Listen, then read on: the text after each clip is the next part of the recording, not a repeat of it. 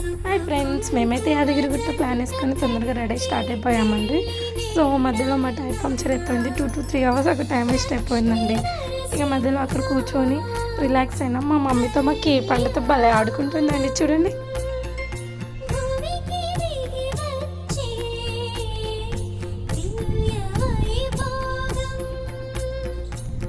మేము రీచ్ అయ్యేదాకానే 4:30 అలా అయిందండి.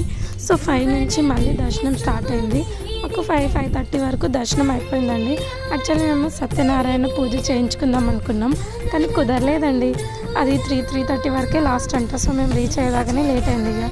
కానీ ఈవినింగ్ టైం కూడా చాలా బాగా అనిపించింది. ఆ లైటింగ్స్ అయినా దర్శనం అయినా చాలా బాగా జరిగింది. మాకైతే ప్రశాంతంగా వెళ్ళి దర్శించుకొని బయటికి వచ్చి అక్కడ ప్రసాదం తినుకుంటా వ్యూని చూసుకుంటా టెంపుల్ని చూసి మంచిగా ప్రశాంతంగా కూర్చున్నామండి.